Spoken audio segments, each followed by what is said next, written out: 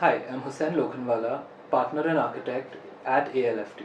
We are an architectural firm based out of Mumbai, India, with over 30 years of experience and a diverse portfolio ranging from hotels, institutional buildings, residential, commercial, and of course, villas.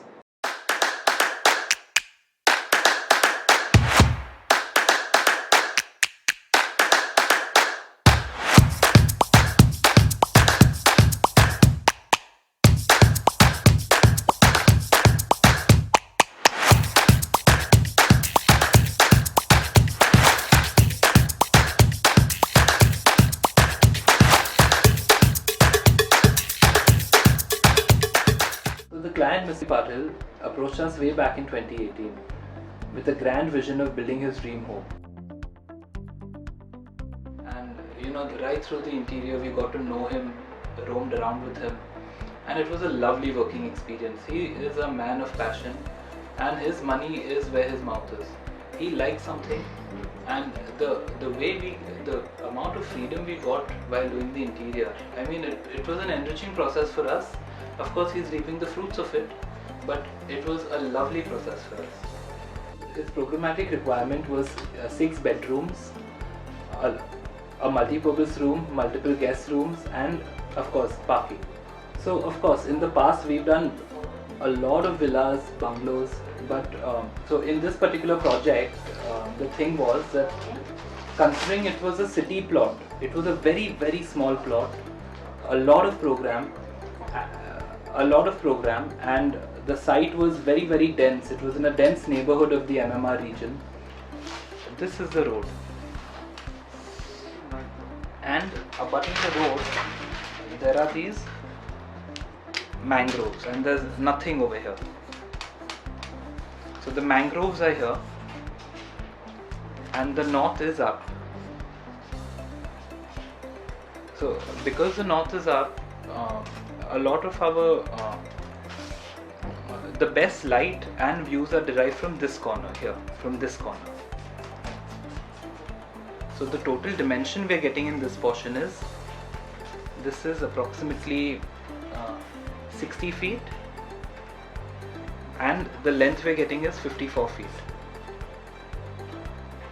The footprint of the plot available to build is only approximately 3000 square feet of plot. Once we leave the open spaces that are essential for bylaws, we are getting, this becomes a plot of the outline of the building here, which is cut down to almost half. So this area that we're getting to build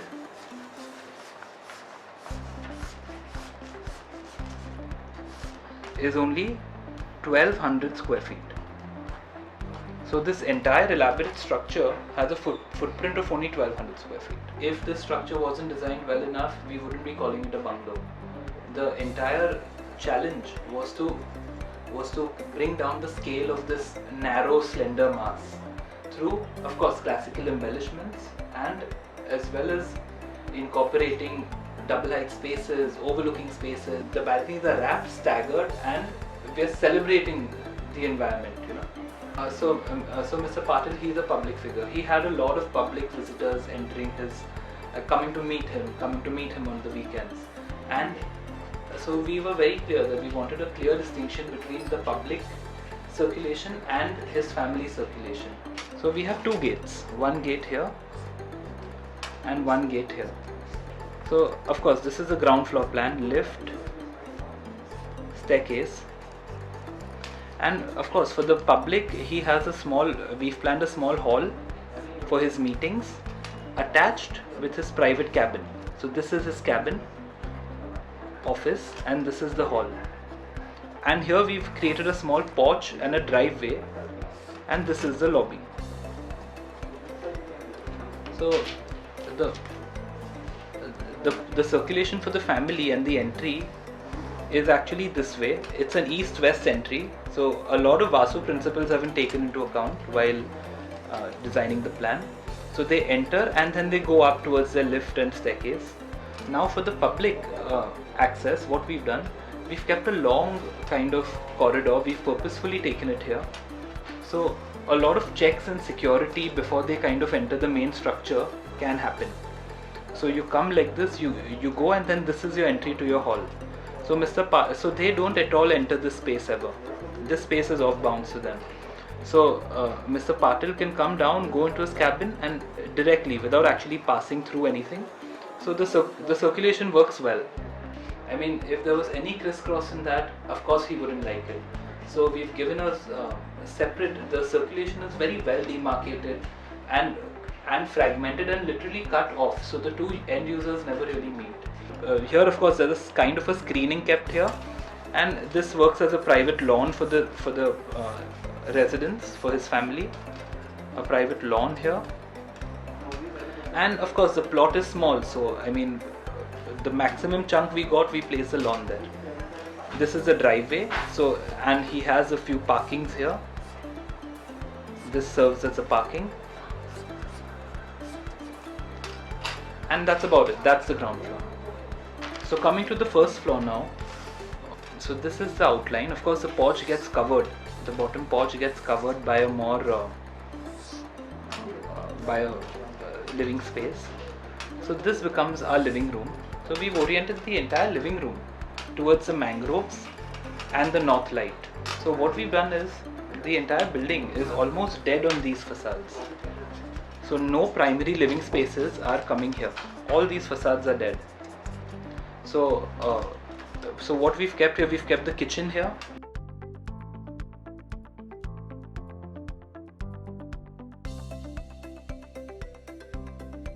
What we've done, our entire primary living spaces, the living room, the dining, the dining here, and it's oriented towards the mangroves.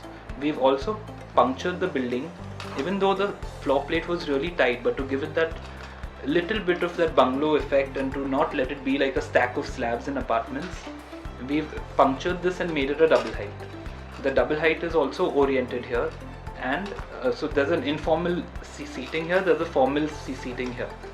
We've also kept a balcony, a 10 feet balcony, which of course serves the dual purpose of privacy, as also it filters the harsh light and insulates the primary living spaces from unnecessary heat gain. The building was oriented in a way that we get 40 feet in the front and 30 feet in depth.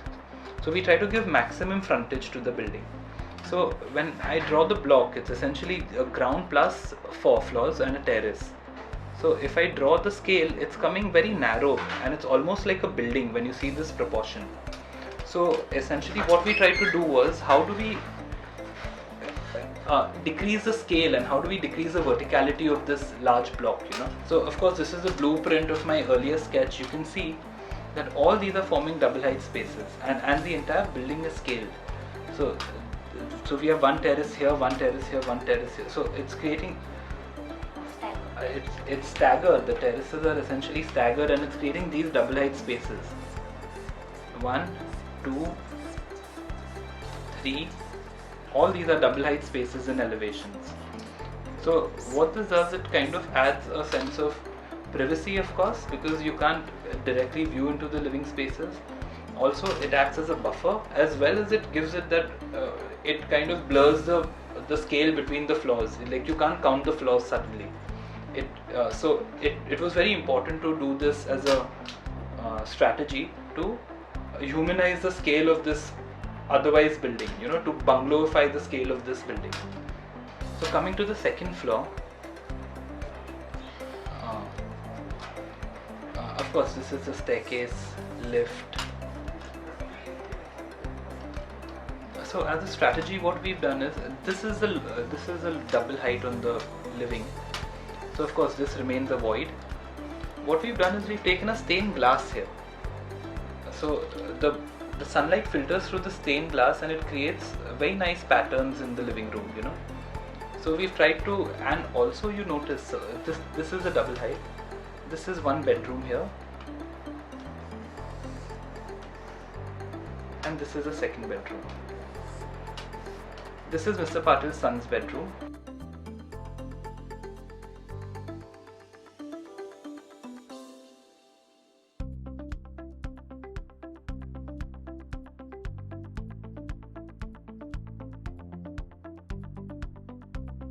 And this is again one more guest bedroom.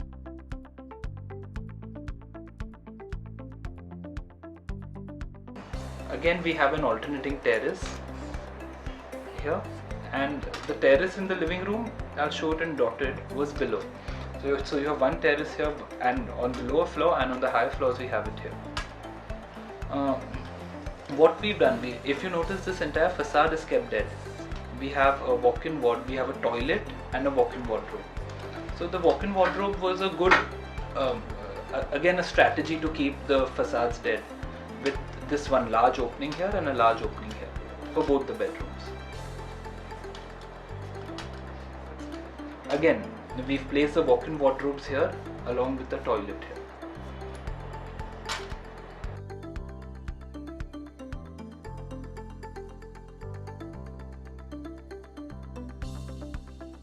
Also, if you notice we have provided windows here and here. The idea is to look into your own space, which is from the bedroom into the double height down into the living room, to give it that whole villa effect. So that's a key strategy in kind of villifying the entire otherwise building mass. Coming to the third floor, of course it's typical with your staircase coming here and your lift. What happens is the double height is gone, so the rooms become bigger essentially. So this serves as the master bedroom to the apartment. Of course, he has a study table, a nice TV unit here, and a nice and comfortable bed.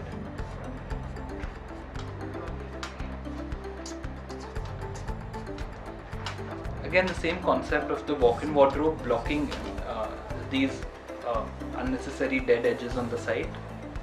And the active edge is this one, where we've added an alternating terrace again and a terrace here. And this is his mother's room. Again, it's a mirror, the void has gone, so these rooms have become bigger.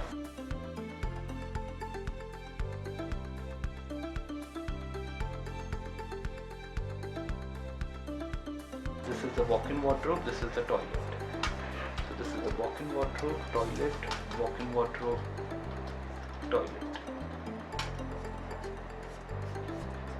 Again, we get a leisurely terrace on this side, alternate, and this is your terrace.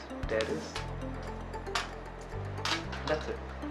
Okay, so coming to the fourth floor, which has one bedroom, a multi-purpose room, and a open terrace that can be used as for parties, and along with a multi-purpose room to support it, for parties, etc. So this is the park terrace, and this is the multi-purpose room with a pantry and of course a toilet. And this is Mr. Patil's son's bedroom. Again, the same concept, walk-in wardrobe, it's typical, and a toilet, and this is the bedroom.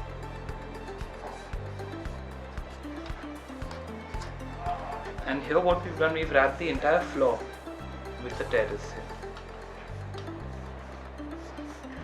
We've kept a skylight here. Skylight, terrace, staircase and lift. The core is of course typical.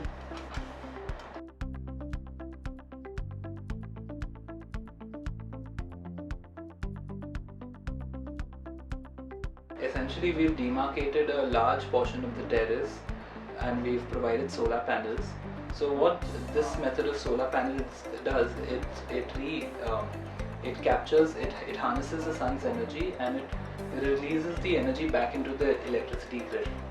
So what happens in the process is, of course, where we try to be sustainable wherever possible, and with newer and the latest technology, we always try to implement it in all our projects. Yeah, it was a lovely project to work on, and the end result and the outcome was really satiating to our architectural sensibility.